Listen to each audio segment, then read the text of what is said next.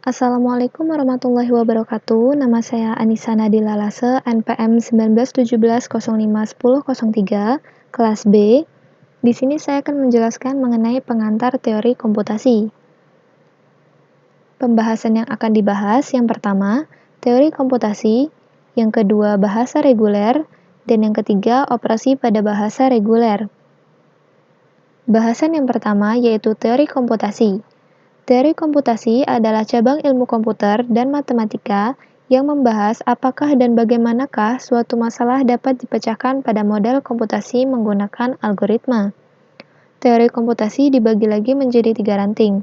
Yang pertama, teori otomata atau automata teori. Yang kedua, teori komputasibilitas atau computability theory. Dan yang ketiga, teori kompleksitas atau computational complexity theory. Ketiga ranting teori komputasi ini akan kita bahas satu persatu.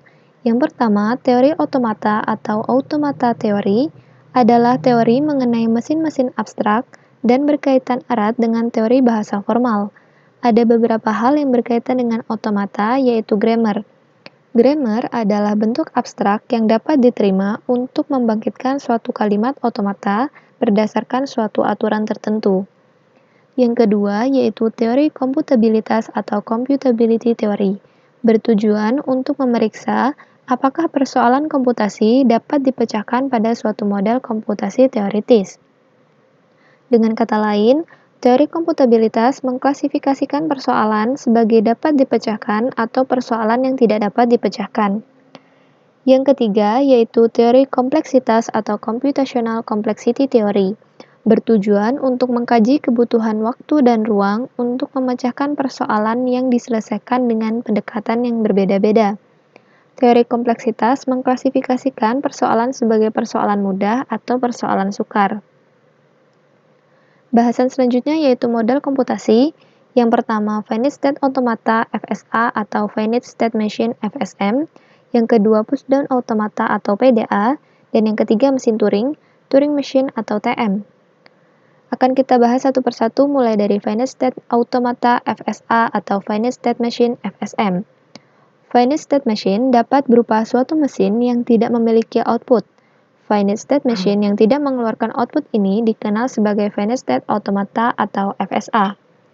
Secara formal, FSA dapat didefinisikan sebagai tuple 5, K, VT, M, S, dan Z, di mana K sebagai himpunan hingga stata, FT sebagai himpunan hingga simbol input dalam bentuk alfabet, M sebagai fungsi transisi dalam bentuk tabel, S sebagai stata awal, dan Z sebagai himpunan stata penerima.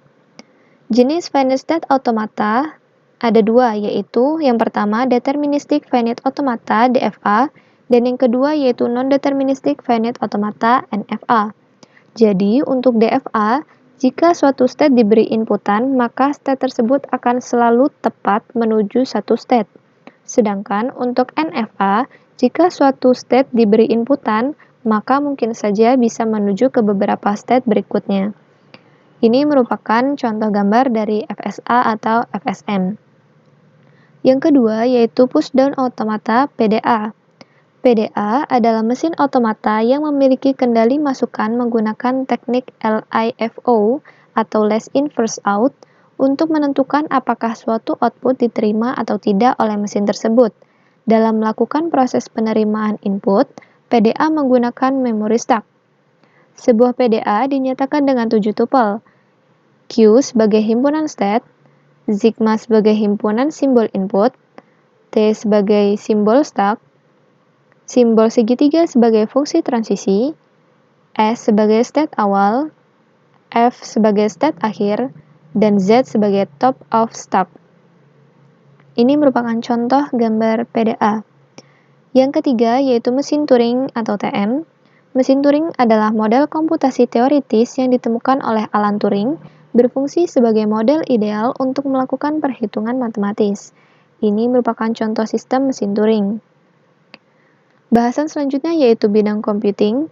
Menurut ASICM Computing Curricula 2005, membagi bidang computing menjadi 5 domain. Yang pertama, computer science. Yang kedua, software engineering. Yang ketiga, information system. Yang keempat, computer engineering. Dan yang kelima, information technology. Di sini bisa kita lihat terdapat sebuah gambar diagram. Jadi sebelum tahun 1990-an, untuk urusan hardware dapat memilih electrical engineering. Kemudian di sini terdapat computer engineering yang merupakan pemekaran dari electrical engineering. Kemudian computer science lebih banyak bermain di rekayasa software, sedangkan information system lebih kepada mengeksplorasi manfaat hardware dan software untuk membantu menyelesaikan problem bisnis.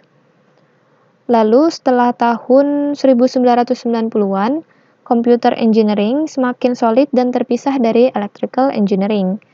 Kemudian computer science berkembang demikian pesat sehingga disiplin ilmu software engineering yang sebelumnya berada di dalamnya akhirnya menjadi mandiri.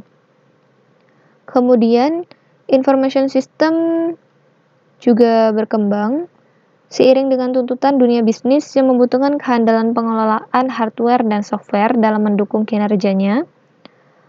Lalu untuk information technology berkembang di era akhir 1990-an, di mana ilmu IT dikembangkan lantaran diperlukan satu disiplin ilmu lagi dalam dunia perkomputeran yang akan membantu suatu organisasi atau institusi dalam menjamin kelayakan infrastruktur komputer dikaitkan dengan kesiapan dari sisi internal. Jadi bisa kita simpulkan, computer engineering fokus pada desain konstruksi komputer atau sistem berbasis komputer. Lalu computer science fokus pada kajian aspek teoritis dan algoritmis hingga aplikasinya. Software engineering fokus pada pengembangan, meliputi analisis, desain, implementasi, testing, pengoperasian, dan pemeliharaan perangkat lunak secara sistematis dan terstruktur. Kemudian information system fokus pada pengintegrasian solusi teknologi informasi dan proses bisnis untuk mempertemukan kebutuhan informasi bisnis atau enterprise. Dan yang terakhir yaitu information technology, fokus pada penggunaan teknologi komputer untuk mempertemukan kebutuhan bisnis pemerintah, pendidikan, kesehatan, dan organisasi lainnya. Bahasan yang kedua yaitu bahasa reguler. Bahasa reguler adalah penyusun ekspresi reguler atau ER. Bahasa dikatakan reguler jika terdapat FSA yang dapat menerimanya. Penerapan ekspresi reguler misalnya, yang pertama pencarian untuk karakter atau string pada suatu file biasanya ada pada text editor. Yang kedua pada kompilator, ER diaplikasikan untuk melakukan analisis leksikal. Simbol ekspresi reguler ada himpunan kosong, ada lambda dan juga ada alfabet. Bahasan yang ketiga yaitu operasi bahasa reguler. Ada beberapa notasi ekspresi reguler. Yang pertama itu ada asterik, kemudian ada notasi konkatenasi, ada notasi tanda kurung, ada notasi tambah atau union, dan yang terakhir ada notasi tambah sebagai superscript. Urutan prioritas operator dalam ekspresi reguler yang pertama yaitu operator asterisk yang bertanda bintang. Yang kedua yaitu operator concatenation yang dilambangkan dengan tanda titik atau biasa dikenal juga dengan tanda kali, di mana concatenation ini sifatnya asosiatif sehingga misalnya 012 dapat dikelompokkan dalam kurung 01, 2. Yang ketiga yaitu operator tambah atau union yang bersifat asosiatif. Contohnya ekspresi 01 asterik ditambah 1 dikelompokkan menjadi 0 di dalam kurung lagi yaitu 1 asterik, kemudian 0 dan 1 asterik ini dikurungkan lagi baru ditambah dengan 1. Kemudian bahasa yang dibangkitkan oleh ekspresi reguler disimbolkan dengan LR di mana R adalah ekspresi reguler. Ada sifat khusus ekspresi reguler R1 dan R2. Yang pertama, LR1 ditambah R2 itu sama dengan LR1 union LR2. Yang kedua yaitu LR1 konkatenasi R2 sama dengan LR1 LR2. Yang ketiga yaitu LR1 asterik sama dengan LR1-nya ini di dalam kurung, kemudian asteriknya baru di luar dari kurung keseluruhan ini. Dan yang keempat yaitu L buka kurung R1, tutup kurung sama dengan L dalam kurung R1. Misalnya diberikan contoh R sama dengan buka kurung AB union A, tutup kurung asterik. Kita bisa menyelesaikannya dengan operasi bahasa reguler sehingga kita tuliskan sebagai berikut. Di sini L buka kurung AB union A, tutup kurung asterik, tutup kurung. Bisa kita lihat di sini sifat khusus nomor 3. Jadi L-nya ini kita masukkan dalam kurung, kemudian asteriknya ini kita letakkan di luar dari kurung keseluruhan ini. Kemudian LAB union LA asterik, LA LB ditambah LA asterik.